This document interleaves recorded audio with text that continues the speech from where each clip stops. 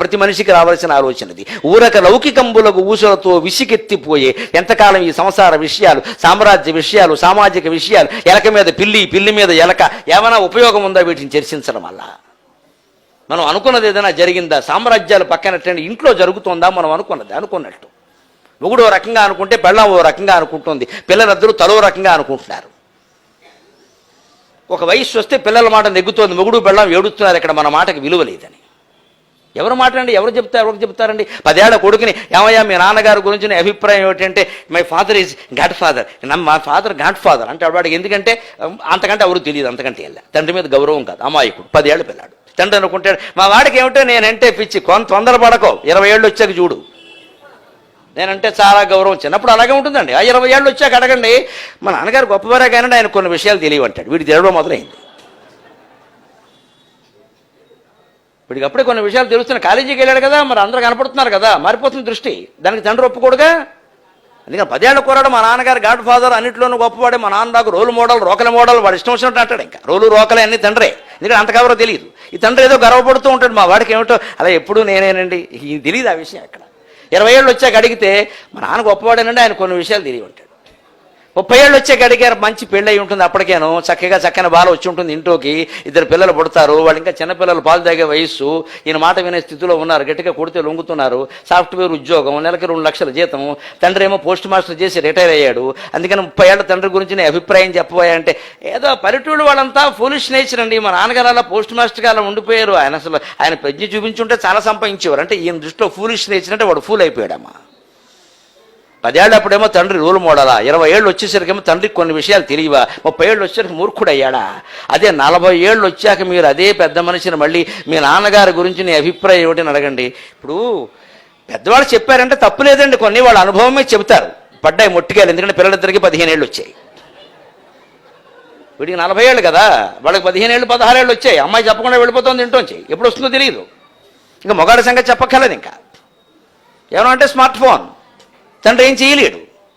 అందుకని అప్పుడు పెద్దవాళ్ళు చెప్పారంటే ఊరికే చెప్పారండి, మా నాన్నగారు అందుకే మొదలెడతాడండి. అప్పుడే 10 ఏళ్లకు అభిప్రాయం, 20 ఏళ్లకు అభిప్రాయం, 30 ఏళ్లకు అభిప్రాయం, 40 ఏళ్లకు అభిప్రాయం. 50 ఏళ్ళు వచ్చిన మొగాడిని ఎవరినైనా మీరు గమనించండి అమ్మా, అన్నాల బల్ల దగ్గర కూర్చుని వెళ్ళిపోయిన తల్లిదండ్రులను పొగడమే పని, ఇంకేం ఉండదు ఇక్కడ. మాతృదేవో భవ పితృదేవో. మా అమ్మే ఇక్కడ బెళ్ళని చక్కగా గోంగూర పచ్చడి చేస్తే అది నచ్చదు, మా అమ్మ చేసేది అంటాడు. ఆవిడకి మంటెత్తిపోతుంది. అక్కడ చచ్చి 10 ఏళ్ళు అయింది, ఆవిడ చేసిన పచ్చడి నీకు నచ్చిందా, నిన్ను పచ్చడి చేస్తానని చెబుతుంది ఆవిడ.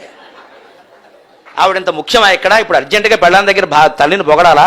వెళ్ళిపోయినావండి, ఉండగా ఏమైంది నీ మాట? కష్టపడి చేసింది కదా, నేను చేసినావండి మెచ్చుకోవచ్చు కదా, మెచ్చుకోడు. అసలు ఈ వచ్చిన అతిథి ఎవరైనా ఈవిడ చేసిన పచ్చడి బాగుంది, వీళ్ళు ఏం చేస్తారండి, మా అమ్మ చేసేది, ఆవిడ మంటెత్తిపోతుంది. ఎక్కడ ఎలా మాట్లాడాలో కూడా కనీసం లౌక్యం కూడా తెలియదు మనకి. వాళ్ళు చేసిన పచ్చడి మెచ్చుకుంటే మరోసారి వేస్తారు, గొడవ ఉండదు. ఎందుకు వెళ్ళిపోయిన వాళ్ళందరినీ ఎక్కడ మెచ్చుకుంటూ కూర్చోవడం? వాళ్ళు కనపడితే మెచ్చుకో.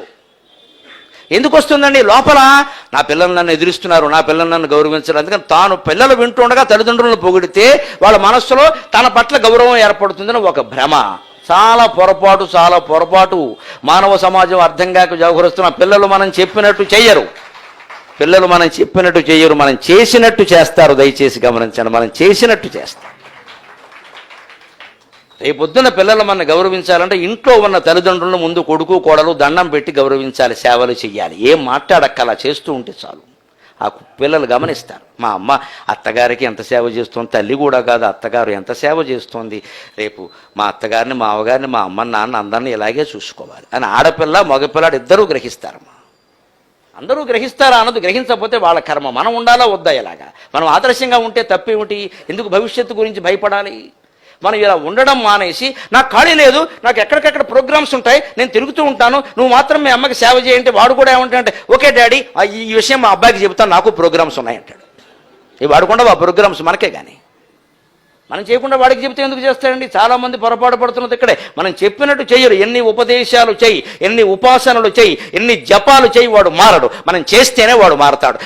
చేసినా మారకపోతే వాడి కర్మ అలాగే ఉంది. మనమే మారాలి, వాడి పట్ల మనమే మారాలి. బంధం తెంచుకోవడమే, బంధం తగ్గించుకోవడమే. బంధం తెంచుకోవడం భౌతికంగా కాదు, మానసికంగా తెంచుకోవాలి.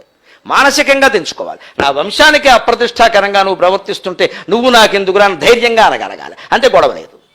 అప్పుడు మనస్సు ఖాళీ అయిపోయింది, చిత్తశుద్ధి. అంతే కదా, అంత దుర్మార్గంగా ఉంటే ఎలా భరిస్తాం? గుణనిధి అనేవాడిని గెంటి పారేశాడు యజ్ఞదత్తుడు ఇంట్లోంచి, అవతల పో అన్నాడు.